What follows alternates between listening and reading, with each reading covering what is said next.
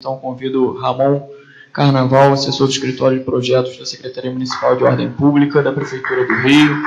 Ramon, analista GIS, técnico informática. Ramon, seja bem-vindo. Fique à vontade.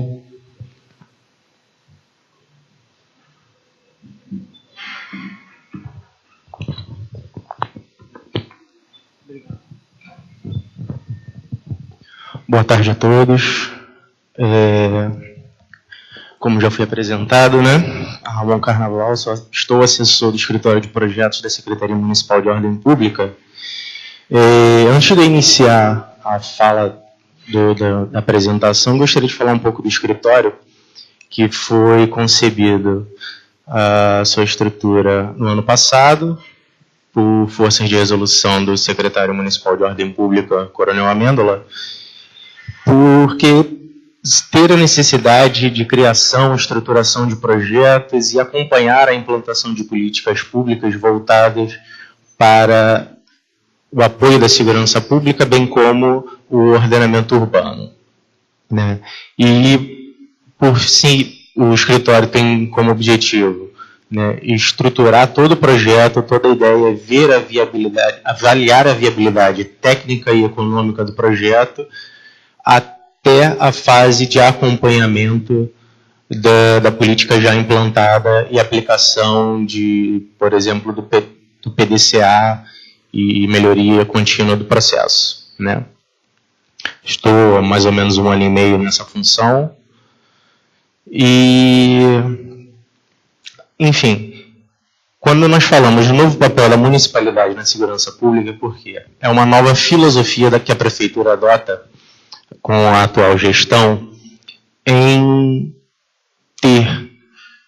saber que a cidade passa por um cenário, digamos que crítico, em termos de segurança, e não como obrigação, mas como função principal em apoiar.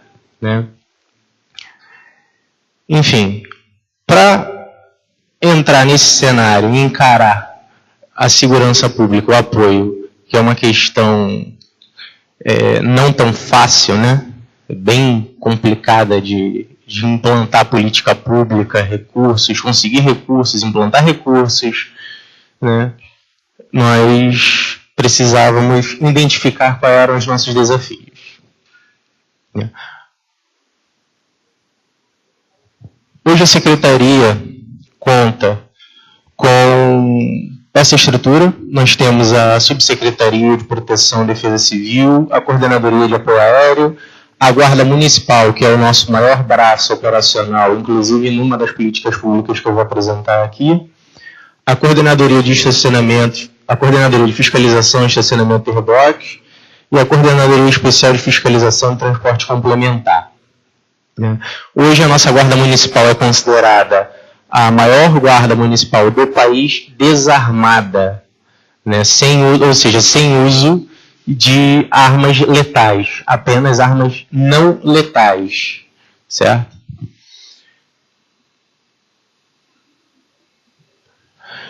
Bom, quando eu falei também da questão de identificar os nossos desafios, era fazer um levantamento estatístico apenas básico, quantitativo, de crimes, porque a nossa guarda, como eu já disse, é desarmada, e nós tínhamos que saber qual era o poder de resposta que ela poderia dar, qual é o poder de resposta que ela tem para cada situação criminal. E aí nós consideramos o seguinte: nós temos, apenas para aspecto analítico, os crimes de alto risco e os crimes de baixo risco. Os crimes de alto risco são aqueles que envolvem homicídios, latrocínios, roubo de carga, ou seja, são crimes que a nossa Guarda Municipal não tem poder de resposta, não tem como atuar em loco na tentativa de coibir essas ações. Enquanto nos crimes de baixo risco, onde nós temos aí roubos e furtos, e aí nós temos uma sequência desses tipos de roubos e furtos, de telefone celular, bicicleta, interior de coletivo, roubos e furtos a transeunte, são crimes que no nosso entendimento e no entendimento da dinâmica do fato, são situações em que a Guarda Municipal pode sim atuar. E tem feito isso, já vinha fazendo isso com bastante eficácia, né? Todos os dados utilizados até então para essas análises são oriundos de um convênio com o Instituto de Segurança Pública do Estado do Rio de Janeiro, que foi firmado em novembro de 2016, só que por questões técnicas nós não conseguimos avançar e paramos apenas na extração de dados até o primeiro trimestre de 2017, mas mesmo assim isso não impediu que continuássemos os estudos e a implantação de políticas públicas, né? Quando eu falo aí dos crimes de alto risco, nós temos aí 37 tipos, né? Como eu disse, lesão corporal por faca, por arma de fogo, homicídios, tem uma lista bem extensa aí, né? E aí, furto de carga, que tem sido, furto e roubo de carga, principalmente, que tem sido bem, um assunto bem tocado, bem falado em reuniões de dirigentes na Secretaria de Segurança, e é o que tem impactado bastante na cidade, mas nós, infelizmente, não temos o poder de resposta para isso. E no crimes de baixo risco, são apenas 13 tipos aí. Furto e roubo de bicicleta, roubo e furto a transeunte, roubo e furto de telefone celular, furto a turista, furto no interior de coletivo, roubo a turista, roubo no interior coletivo, furto de veículo, moto, e furto no interior de veículo e furto de veículo, né? Aí vocês vão me perguntar, mas por que o furto de veículo não está no alto risco? Né? Está furtando um veículo? Sim, mas a partir do momento que nós entendemos que a presença do agente público de segurança faz-se com que a ação delituosa não seja efetivada, E aí, como nós não temos apenas em solo a Guarda Municipal, mas também a Polícia Militar, isso também acentua a operação, inclusive numa das políticas públicas que nós temos. Enfim, nessa estatística básica que eu citei aí de crimes de baixo risco, nós temos isso aí. De 2015 para 2016, na análise que nós fizemos, nós tivemos um aumento de 23% nesses 13 tipos de crime. 23%. E aí nós podemos perceber que no comportamento mensal nós temos uma variação, mas que no janeiro, fevereiro, dezembro, novembro começa a acentuar, dezembro comporta-se estável e janeiro e fevereiro acentuado, por conta de ser um período em que a cidade está recebendo muitos turistas, a cidade está mais movimentada por conta de férias escolares, né? E nós temos ali embaixo um ranking da tipologia, onde nós temos o roubo e furto a transeunte com os mais acentuados, são os que mais ocorreram na cidade nesse período de 2015 e 2016. Mais uma vez cito dados oriundos do Instituto de Segurança Pública. Tá? E o comportamento por faixa de hora, nós podemos ver que a parte da noite e a da madrugada é que mais temos ocorrências registradas. Também temos que citar aí, para descrever bem, que há também a questão da subnotificação. São aquelas que não são registradas na delegacia. Ou seja, esse número, se essas ocorrências subnotificadas fossem notificadas, esses números poderiam ser bem mais elevados. Enfim, e aí a gente precisava entender o seguinte, aonde ocorrem esses crimes, né? Se a gente for fazer uma mancha, uma análise, por exemplo, uma análise de kernel, nós vamos ver que vai ser bem denso em certas áreas, mas a gente não teria como planejar uma ação ou entender melhor o comportamento do crime. E aí, nós partimos para a seguinte metodologia.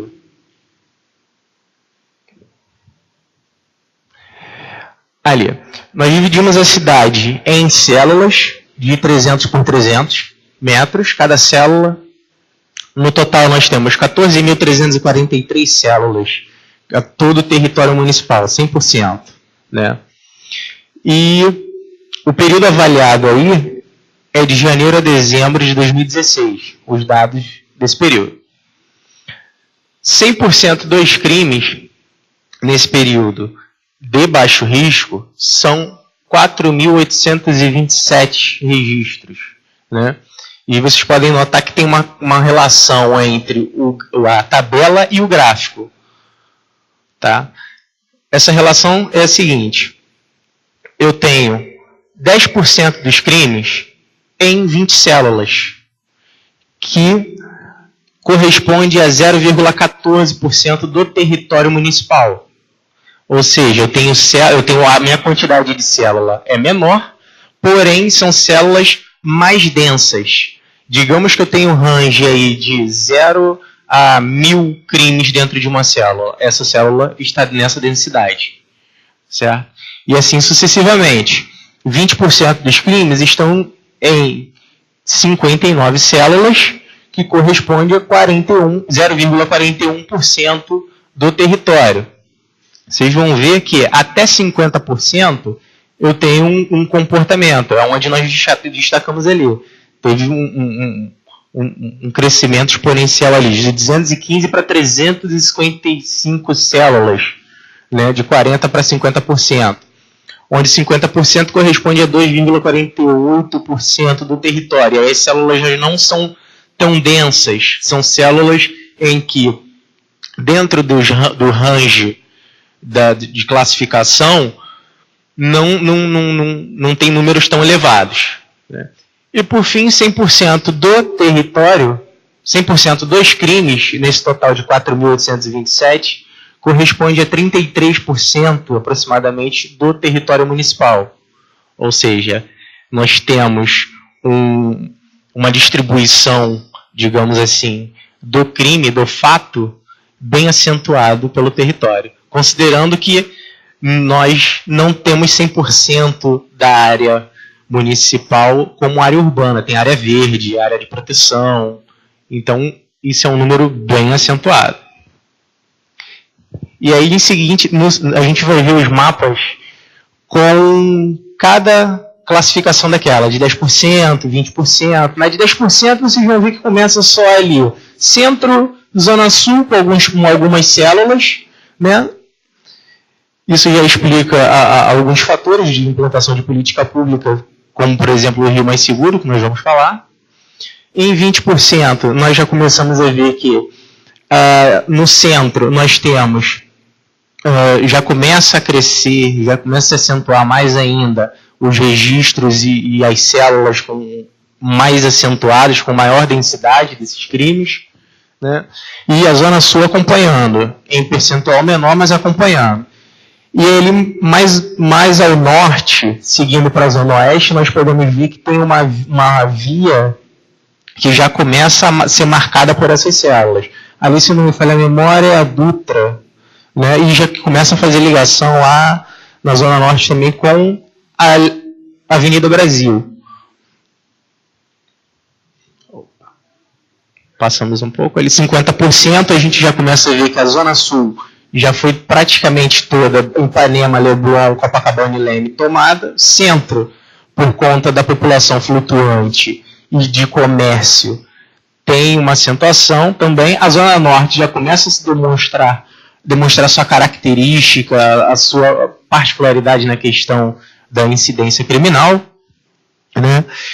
E, enfim, a gente vai ver que isso só vai piorando. Em 60%, a Zona Norte e as vias principais começam a acentuar essas células, né? Células mais densas, porém com maior quantidade.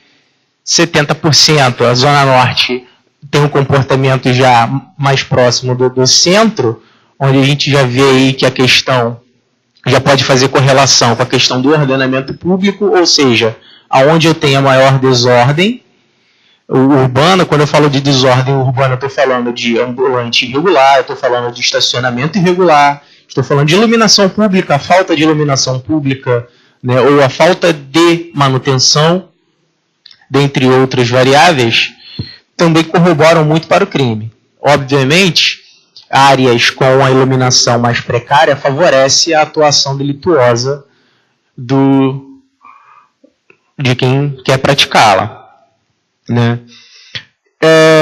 70%, 80%, aí a gente já vê que o centro já foi praticamente tomado, totalmente tomado. Zona Sul, aí eu cito Ipanema, Leblon e Copacabana e Leme. E a Zona Oeste, poucos registros de crimes de baixo risco. Para destacar aí, a Zona Oeste tem sim crimes de baixo risco em menor quantidade, porém crimes de alto risco nessa classificação são mais acentuados por características do próprio terreno. Todo mundo sabe que a Zona Oeste tem uma grande participação em questão de milícia, né? Então, é característico deles não permitir que ocorra crimes de baixo risco. Assim como já encontramos também que, próximo às favelas, comunidades, enfim, não ocorrem crimes de baixo risco, né? Dentro delas ocorrem crimes de alto risco, sim, de homicídios, letalidade violenta, e crimes de baixo risco não ocorrem. Mas a desordem urbana, sim, ocorre bem acentuada. Isso já foi um dado levantado até por meio do 1746, que é o nosso principal canal de comunicação da população com a Prefeitura da cidade do Rio de Janeiro, e nesse levantamento nós vimos essa característica. Por fim, 100% da cidade, vocês podem ver que ela é bem tomada. A área verde praticamente intocada no fator criminal, né? Enfim, isso aí a gente precisava entender onde que a gente ia atuar. Se a gente atua, digamos, em 50% das áreas que ocorrem os crimes, obviamente nós vamos tentar reduzir em 50% esse fator, né? A critério dessa questão só para citar um trabalho que nós já realizamos no passado, por que o mapeamento, né? Para entender, mapear o problema, perseguir a mancha, alcançar o resultado. Nós, no passado, fizemos um trabalho na melhoria do serviço de reboque da cidade do Rio de Janeiro, onde a performance dele antes da metodologia implantada era apenas de 18%. Ou seja, o cidadão fazia comunicação via 1746 e de 100% dessa demanda, apenas 18% era solucionado. O recurso era direcionado ao solo apenas pelo conhecimento empírico do gestor, não tinha nenhum direcionamento técnico ou direcionamento por mapa ou por uma lista de logradouros. E após o momento que o escritório entrou com a metodologia para tentar aumentar essa performance, nós alcançamos aí um resultado de 60% de atendimento com solução do chamado de estacionamento irregular, né? Inclusive, se virou um artigo, a metodologia, nós apresentamos no Congresso Nacional de Secretários de Estado em Brasília, foi bem interessante, né? Por fim, a metodologia, então, que nós iríamos implantar no início do ano passado, para que a Guarda Municipal pudesse atuar mais enfaticamente no solo e com melhor resultado, foi durante o período da construção do plano estratégico da cidade, e aonde nós dividíamos onde tem crimes de alto risco e crimes de baixo risco simultaneamente, dependendo da proporcionalidade, não haveria atuação da Guarda Municipal ou haveria atuação. Isso a gente vai ver no slide seguinte, em que temos um gráfico para ilustrar essa situação. Os princípios da metodologia, né? Nós, como eu já disse, segmentamos todo o território municipal em células de 300 por 300 metros, até porque, em fins de planejamento operacional, nós conseguimos, assim, ver com maior detalhe aonde é a maior incidência do problema e assim eu posso atuar. Classificar a base de dados em duas categorias, aí, como eu já disse, crimes de alto risco e crimes de baixo risco, e aí aglutinar esses crimes em mapas de células, de acordo com a categoria criminal. Né?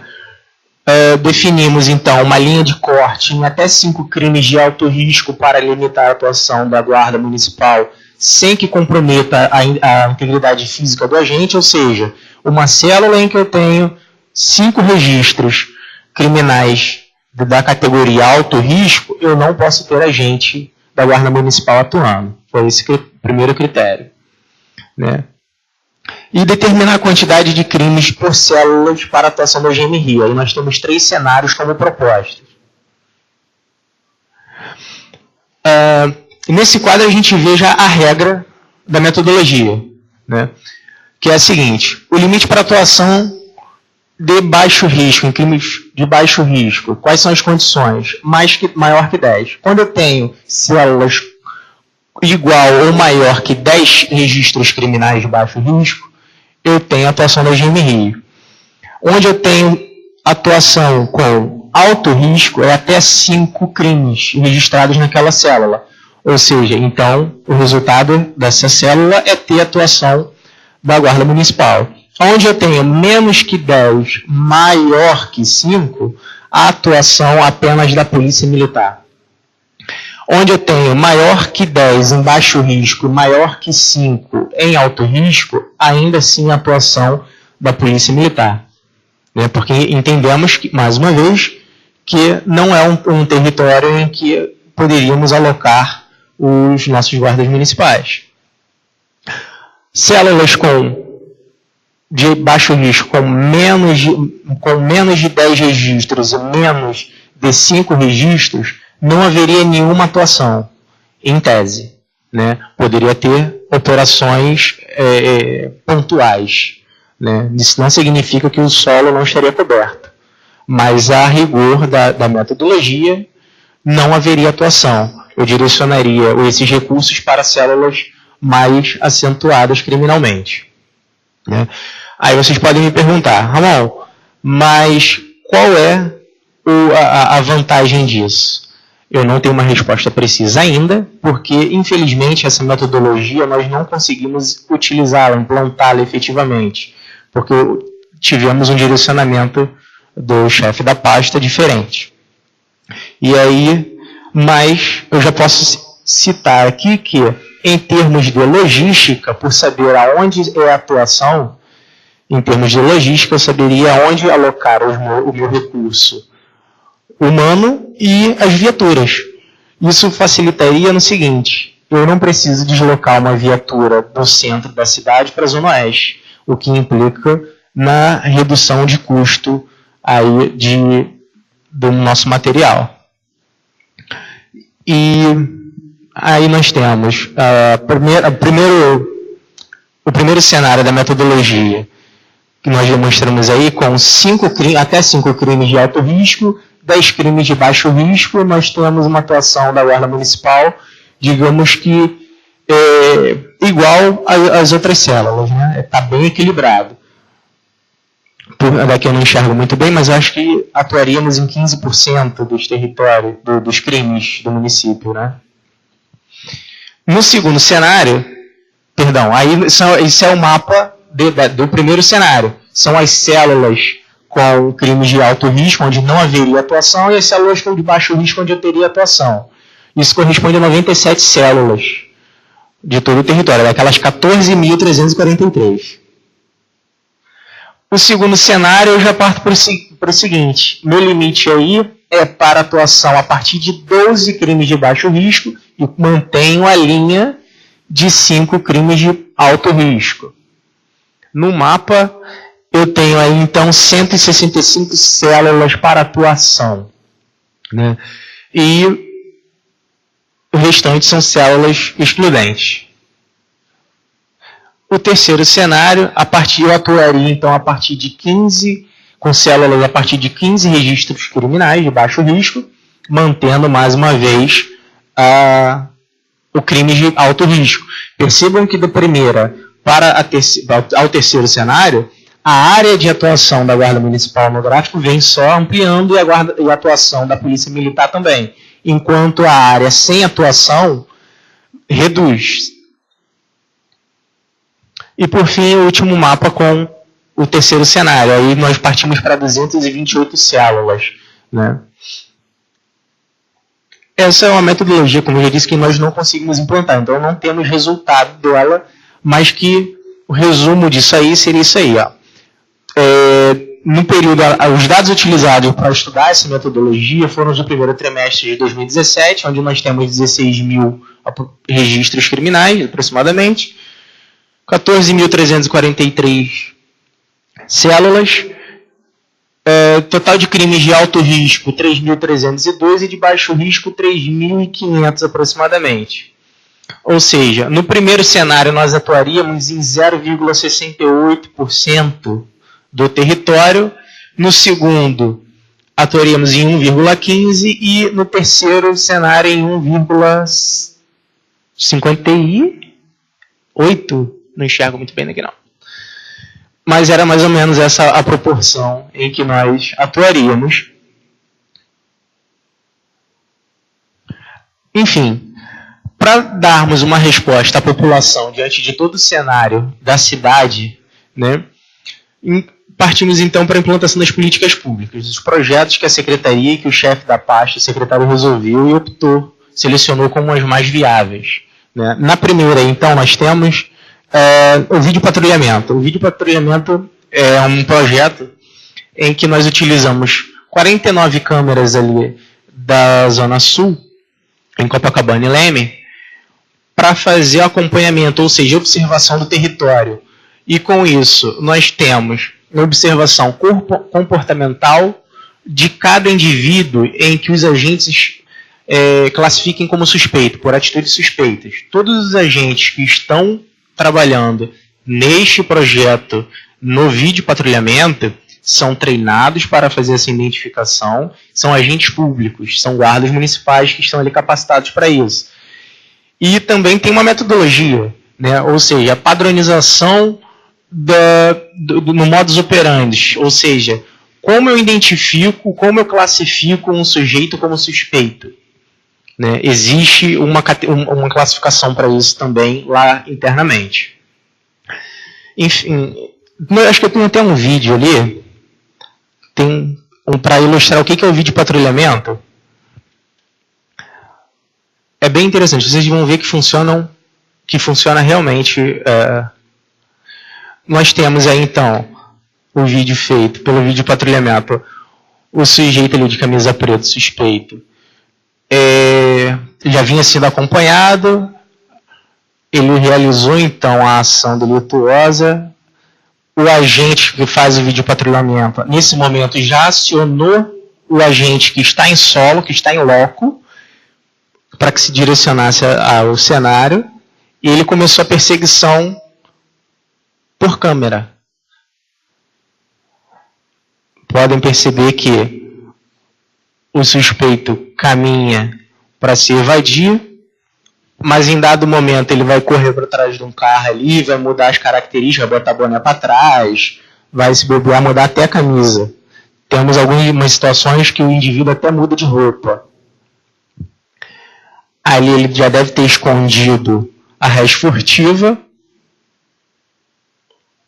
se escondeu atrás do carro para não ser identificado por alguém. Vocês vão perceber que logo ele vai retornar à via onde ocorreu o fato.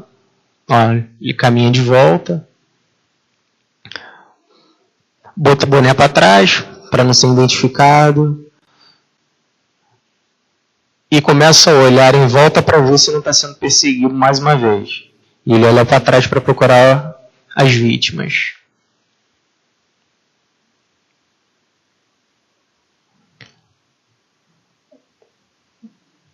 Aí então ele vai procurar um abrigo, porque vai ver que a aproximação dos agentes de solo está ocorrendo, ó, se escondeu atrás do carro, o próprio guardador vai dedurar ele. Ó. Os guardas municipais de solo acionados pela equipe de videopatrulhamento chegaram, e então foi efetuada a prisão e o suspeito encaminhado à delegacia policial. Esse é o modelo do nosso videopatrulhamento que tem funcionado muito na cidade. Né? Em seguida,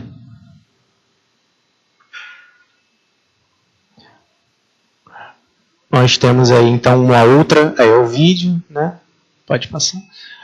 O Monitor Avisa, o cerco eletrônico, é um projeto que ele consiste numa parceria com a Sete Rio em utilizar o equipamento de câmera para fazer a leitura de placas de veículo, onde essa leitura ela é armazenada num servidor, onde um sistema foi construído para que autoridades policiais e autoridades de justiça pudessem consultar para fins de investigação e assim efetuar a investigação e ocorrer as prisões, né, caso fosse a situação. O resultado disso, nós temos mais de 400 milhões de registros de passagens de veículos, ou seja, 400 milhões de placas registradas, muito mais. Mais de 10 órgãos do governo federal, estadual e municipal utilizam o sistema para todos os fins de segurança pública, investigação. Mais de 1.600 relatórios extraídos em apenas 5 meses de projeto. É um número bem acentuado, bem interessante. O projeto que eu falei que nós iríamos destacar é o Rio Mais Seguro, que é um projeto que consiste na integração das forças estaduais e municipal de segurança, e aí citamos como protagonista a Guarda Municipal e a Polícia Militar do Estado do Rio de Janeiro, mas também nós temos os órgãos municipais envolvidos, né? O que o projeto faz? Aumentar o efetivo nesses bairros, a fim de reduzir os índices criminais e aumentar a sensação de segurança. Como medir sensação de segurança? Impossível medir sensação de segurança sem pesquisa de solo. Não tem como. Isso é um segundo passo que o projeto está caminhando para fazer. Nós estamos trabalhando para isso. Né? E aí, nós temos o seguinte. Os resultados do projeto, então, de dezembro a maio de 2018, dezembro de 2017 foi quando o projeto se instalou, e os resultados é até maio desse ano, nós temos 254 prisões, aí esse é um resultado até agosto, especificamente, e mais de 2.000 menores apreendidos nos 2 bairros, Copacabana e Leme. Tá? E fora os outros resultados, mais de 1.000 vídeo monitoramentos realizados, mais de 2.000 abordagens, reboque funcionando integralmente nos bairros do projeto, ou seja, é um projeto que visa totalmente a integração dos órgãos para não termos ambiente que facilite a ação do suspeito, enfim, a atuação criminosa. Né? E aí nós temos a questão da iluminação pública, onde nós temos reparo, a manutenção, temos um número ali bem significativo, ambulante, apreensão, um número também mais de 1.000 apreensões de ambulante, de vigilância sanitária, enfim, um número bem expressivo. Né? E esse aí é um mapa do resultado do patrulhamento extensivo que é feito nos bairros. Né? Nós temos aí aproximadamente 12% daquelas 2.000 abordagens vistas lá no slide anterior, 12% se concretizaram em prisões. Então nós temos 254 prisões até agosto de 2018.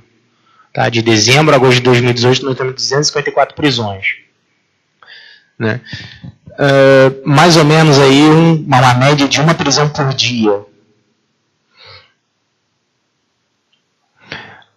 O acompanhamento do Rio Mais Seguro é feito por dados pelos dados abertos do Instituto de Segurança, por essa questão dessa questão técnica do convênio, do acordo de cooperação. Então, nós utilizamos os dados abertos, que, por coincidência, a 19ª ISP, ela corresponde aos bairros de Copacabana e Leme. Então, nós conseguimos fazer esse acompanhamento, né? E os resultados até outubro, se não me falha a memória, deixa eu passar aqui.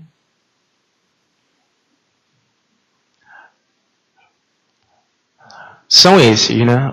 Furtos, e aí são todos exceto de veículo, roubos, a transeunte de celular em coletivo, prisões efetuadas em flagrante durante o projeto. Vocês vão ver que durante o mês, logo no início do projeto, nós temos uma elevação na questão da prisão, mas isso depois se estabiliza. Os roubos e furtos vão reduzindo, né? Tem um comportamento de redução. Daqui eu não consigo enxergar os números para citá-los especificamente, mas graficamente vocês podem ver que há uma redução no roubos e furtos. Nas prisões nós temos um aumento e uma estabilidade. Veículos, roubos e furtos de veículos, aí nós temos também um acompanhamento feito. E aí nós temos aí uma elevação logo no final, mas no início uma redução e uma estabilização. Acidentes, onde temos mortes e lesões ocorridas no trânsito, uma redução nos meses finais, bem acentuada. Roubos a estabelecimentos comerciais, nós temos meses que variam bastante, né? Meses com acentuação, outros com redução. Enfim, o total desse somatório aí, somando todos esses indicadores apresentados até agora, nós temos aí, utilizando a fórmula de growth rate, nós temos aproximadamente 3,5% de redução desses crimes, somando todos os indicadores. Se a gente for ver indicador por indicador, nós vamos ver que a redução é mais acentuada. E isso por mês. Se somarmos todos os meses, nós vamos ter aí quase 30% de redução dos índices criminais em Copacabana e Leme. Aí nós vamos ter agora apenas por indicador por indicador, mês a mês, considerando os biênios de 2016, 2017, 2017, 2018. Só furtos nós temos aí uma redução de 5%. Né?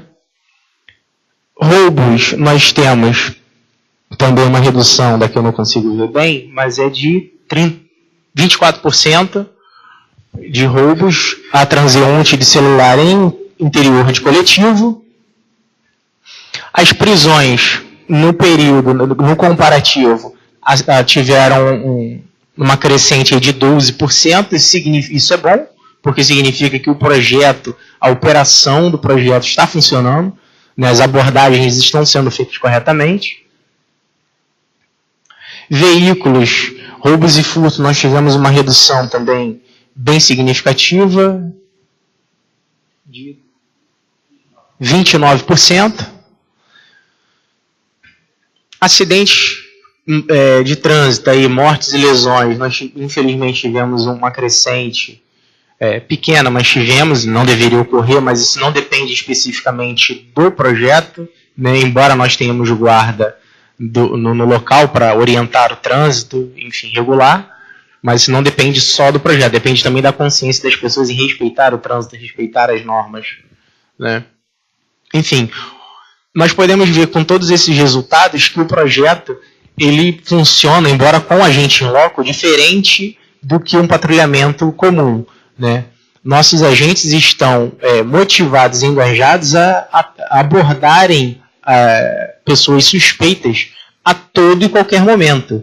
Não tem uma pessoa suspeita sequer que passe ou transite pelo bairro sem ser abordada pelo agente. E aí eu falo agente, mais uma vez, policial, militar e guarda municipal. Essa é a integração. Nós temos um convênio com a Polícia Militar para ceder policiais na folga. Nós compramos a folga do policial para que ele atue no projeto. Enfim, o total, mais uma vez, o somatório desses indicadores, nós temos também uma redução efêmera, porém, se analisarmos separadamente, também vimos que já é bem acentuada, mas aí chega ali nos 5% de redução no somatório desses indicadores. Enfim, também consideramos aí a questão da subnotificação, né? É bem acentuada, porém, se todas as ocorrências criminosas fossem notificadas em delegacia policial, nós teríamos uma precisão bem maior do que é o verdadeiro cenário, né? Porém, não temos a notificação, temos a subnotificação, mas esses registros, às vezes, têm uma duplicata em bases tanto na da Polícia Civil, que é da delegacia, quanto do 190 da Polícia Militar. Às vezes a pessoa não quer ir na delegacia registrar a ocorrência, mas faz um 190 para poder registrar a ocorrência, né? Isso pode gerar uma duplicata ou apenas termos bases diferentes. Mas já vimos que a base do 190 é bem mais acentuada, bem maior, bem mais volumosa que a do Instituto de Segurança.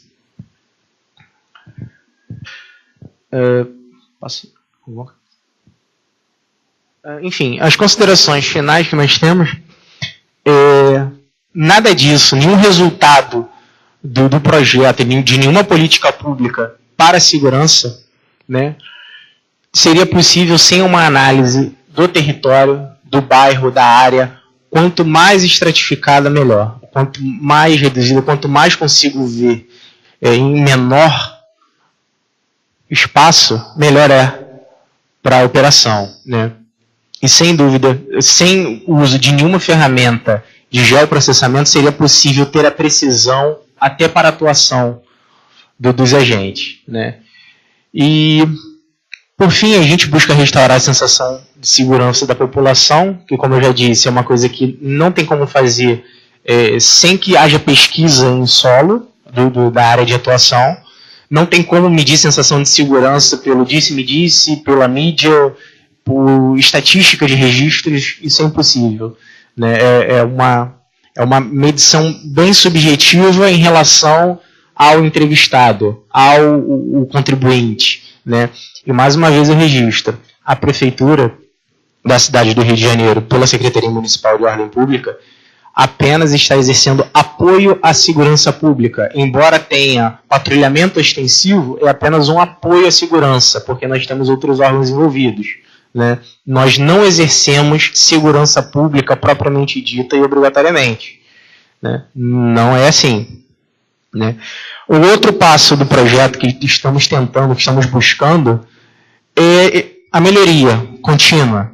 A exemplo disso, esse ano, em novembro, eu estive na Associação Internacional de Chefes de Polícia, uma conferência anual que ocorre nos Estados Unidos. Esse ano foi na Flórida. E percebemos que há uma tendência da questão da polícia municipal. É uma tendência mundial. Hoje nós temos uma guarda municipal com uma característica de atuação, uma característica, uma filosofia diferente, mas que a tendência mundial é que os municípios adotem a filosofia de polícia municipal e que abracem, que fará com que as instituições abracem mais atribuições, né? Isso é muito comum lá, né? O Penteado, que está aqui também conosco, compõe o escritório de projeto, esteve no 2º Fórum Mundial sobre Violências Urbanas, que ocorreu em Madrid, e também nos trouxe uma novidade, não, uma tendência, né, de que para a gente só ratifica o que já sabemos. A questão da segurança pública, além do ordenamento urbano, está muito atrelada à questão da educação. Na Europa, eles estão incentivando cada vez mais a educação, estão buscando o uso do espaço público, do convívio comum, do espaço ter um espaço de colaboração entre as pessoas, né? Ou seja, nós implantamos os projetos, buscamos tendências, buscamos melhorias e tentamos cada vez mais renovar e melhorar a condição de vida, a qualidade de vida da população carioca, e é desejo de todos nós, obviamente, de que outras cidades adotem as metodologias, os princípios e as tendências que estão no mundo, estão na cidade e no Estado. Por fim, gostaria de agradecer, fica ali meu contato, quem quiser tirar dúvida, pergunta. Muito obrigado.